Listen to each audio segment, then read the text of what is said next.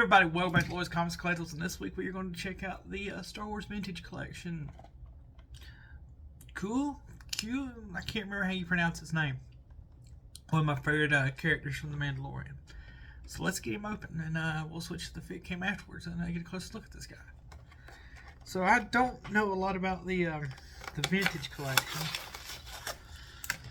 because I bought a Cara Dune that I'll do on here that is the Retro Collection. And evidently they're two different things, because I realized after I got this that there's a Kuiil, I can't remember how you pronounce his name, in the Retro Collection.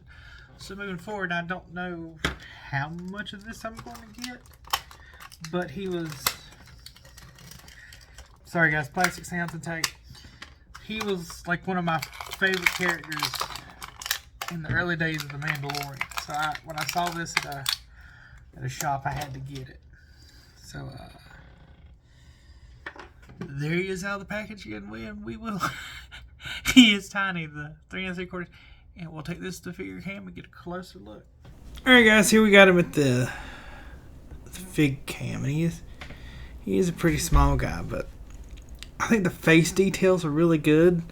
I like the colors, and especially when you've got somebody like this, there's a lot of browns and earthy colors. I like that they took the time to pick out and use different browns and blacks to help things pop out. Because when you got a figure that's a lot of the same colors, sometimes you can lose some of that depth and detail. I mean, I get it's like all like leathers and khakis and whatnot, but there's ways to make stuff pop out.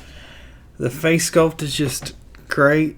I love the old Blurg farmer in The Mandalorian. Looks like him. He's got his wrap on. He came with a backpack that you just slot in the back. He also has this Jawa blaster looking rifle thing that honestly I can't quite get it in his hand, either one of his hands, so I don't know if he's supposed to hold it. But if nothing else, you can take it and sling it over his shoulder, and it'll do just fine.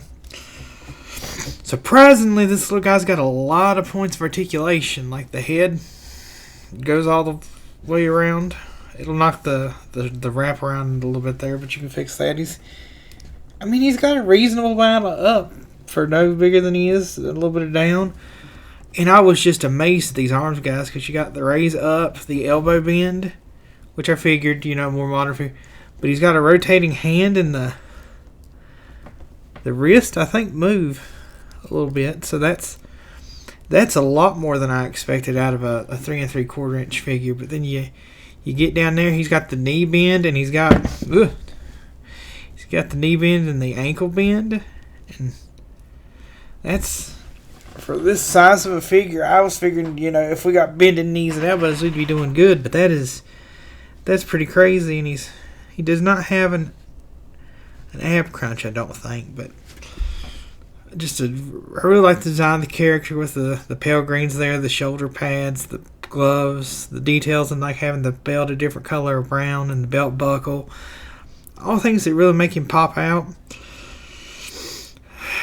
My only real complaint from sitting here playing with him for a little bit is this rifle I can't get in his hand. Either one there.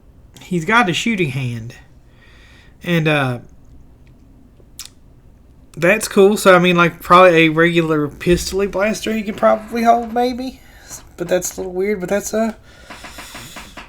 really the only complaint I got, man. Look at all the details and the molding on the backpack and the little canisters. That's nice little touches, because those could have just been brown.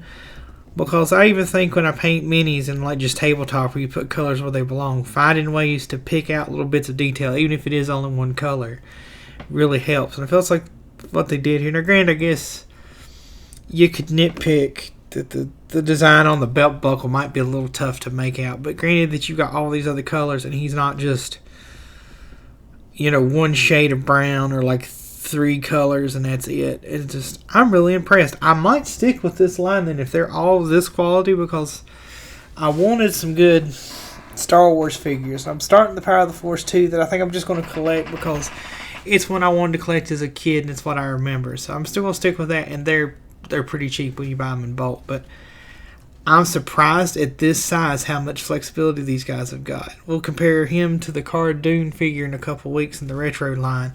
But that, I think, is meant to deliberately mimic the original Kenner Power of the Force line, the very first one. So if that one doesn't have much articulation, and I understand, because sometimes that is an aesthetic you're going for older collectors. I need to get a Black Series figure. I need to break down and buy a Black Series figure, because I've seen them, and to me they're like they seem like they're the Mattel elite Star Wars figures. I need to. They get pricey. That's the only thing that's sort of having me sort of sit on the fence about it.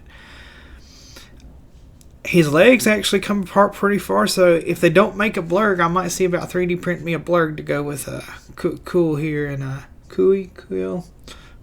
Was it Kuiil? It might have been Kuiil.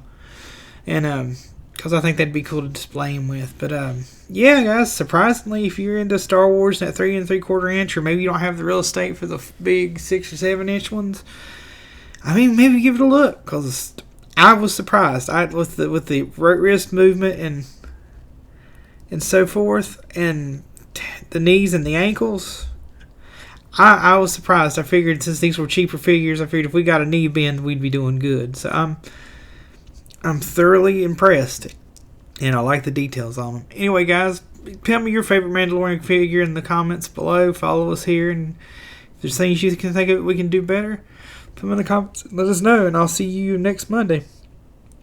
Until then, guys, peace.